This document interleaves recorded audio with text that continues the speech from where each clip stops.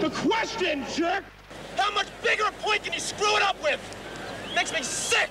John McEnroe goes into this year's Wimbledon as 4th seed, but #1 draw card because of this. You cannot be serious!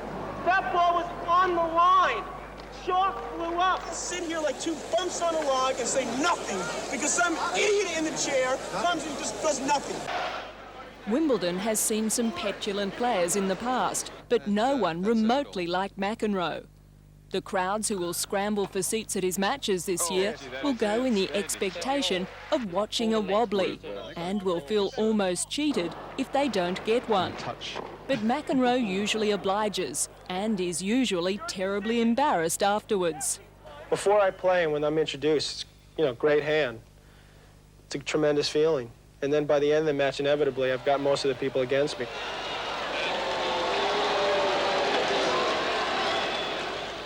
It's a fantastic quality that I have there. It's an ability that not many people have. I mean, it's absolute stupidity for me to do like some of the things I've done.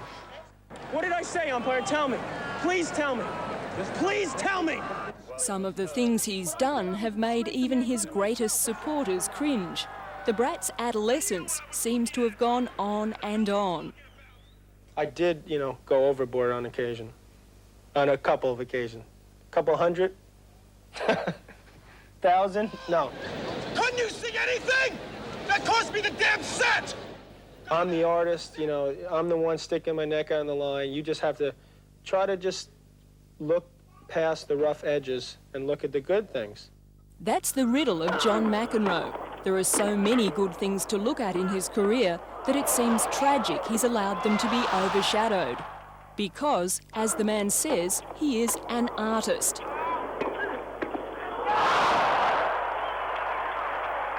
It's magic. Power, finesse, speed. McEnroe has it all. Whoa, what a shot! I was doing things that just took it to another level. Really, it was just, it became, for someone that was interested in tennis, they could see something they had not seen before. Something that it was shocking to people. And John McEnroe has never been one to overestimate the ability of rivals. Let's put it this way, as our #1 player, I don't think Lendl is the ultimate ambassador of our game. He reminds me of a robot, but I feel like he's not, his game to me is not exciting. It's obvious that it's not a flowing, natural game. I don't hold any grudges that, he works harder than me. I mean, I have more natural ability in, one finger than he has in his whole hand. So it doesn't, but he works harder. So right now, the worker's beating the talent. Or, put another way, the single-minded dedication of Lendl is beating a McEnroe who these days has other things on his mind, chiefly his young family. This is John McEnroe, husband and father, walking outside his Malibu Beach home with eldest son Kevin. McEnroe's marriage to Tatum O'Neal in 1985 was a marriage made more in Hollywood than heaven, or so it seemed at the time. Both were spoilt, both constantly bathed in publicity, both richly talented. She's got the bad John McEnroe qualities, but she's a great lady, and she is a lot like I am. We're similar in a lot of ways, but because you've lived life in the bubble. Even when I was really young, I said, maybe I should meet this girl because she's probably can relate to what I've been through. But I said, well, first she's got to grow up a little. She was 10 years old. She won an Academy Award, and I was 18. My mouth hurts. I haven't smiled that much in my life. She's just, she's incredibly grown up, but yet young at the same time, like I am. We're both growing up. We both turned from, like, spoiled kids to hopefully mature adults. Well, now I have a baby. I can't be wild. I have a big responsibility, and I not only have one, but I have two. Hey, be nice to Sean. I'm always thinking of them, and I'm sure John is too. It's so hard to think of anything else, It was because John McEnroe did start thinking of life outside of tennis that he gave the game away in 1985. And it was here, at the Australian Open, that he reached the decision. That's the first match where I felt like I was negative to the sport. The Australian Open, where I was going out there and not giving 100% effort. That's the first time where I felt like I was hurting the sport of tennis, and I quickly put an end to it because I didn't feel like I should be out there if I'm doing that. My outlook was becoming negative, and to be as fortunate as I was and to have accomplished all I'd accomplished, and to have all that I have and have the adulation and the money that you make that's beyond your wildest dreams, and not to be happy, that said to me that there's something wrong. So McEnroe used that money, $10 million alone in prize money, to recharge the batteries, flitting between Malibu, his Manhattan apartment, and this beachside villa in Mexico. He even took time out to try and realise a dream of becoming a rock guitarist. Everyone asks me nowadays, how is your guitar playing? And I say, well, I appreciate my tennis a lot more. Because I realized I didn't have to work at the tennis part, but here I am fighting to, words can't express how bad I am at guitar.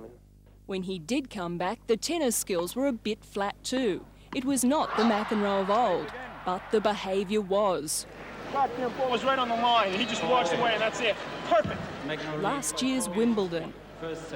Well, you don't need any linesmen. Let him make every call, everyone he wants, right? You see the ball bounce on the line? Good call, Rudy. It was vintage McEnroe, but the Wimbledon 1989 vintage turned to vinegar.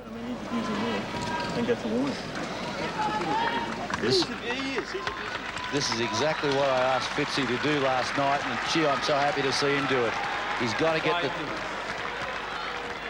to get the centre of attention back on himself. McEnroe pulls all these tricks to get the centre of attention on himself. Good on you, Fitzy. Love to see you do that, mate. Commentators and players alike for years had charitably called it gamesmanship. Here at Wimbledon last year, they began calling it cheating and started taking action. Here he is now, he's stalling. Trying to get the tempo, the centre of attention back to him, make Fitzgerald wait. For violation, unsportsmanlike conduct, warning Mr. McEnroe. All right, Fitzy, you got him. Let's call his bluff.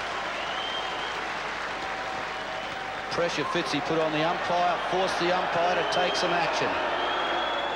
It didn't affect the result. McEnroe still won. But among the crowds that day, he lost the few apologists he had left.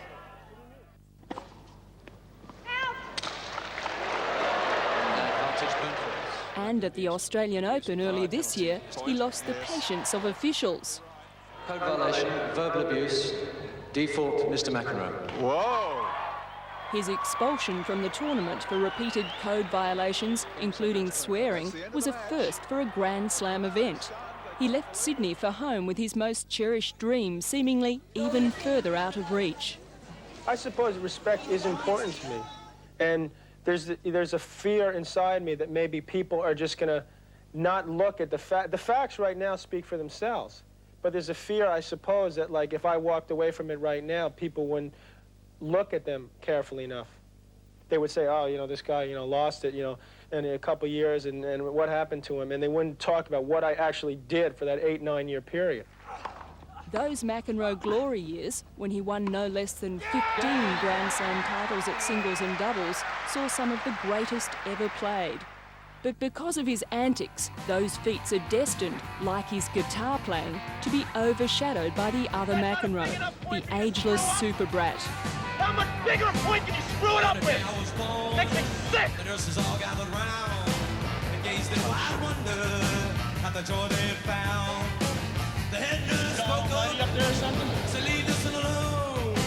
She could tell right away I was bad to the bone. I can't believe this! That cost me the damn set! Please tell me! Why should You are getting a public warning. Now please play on. You got the absolute tip of the world, you know that?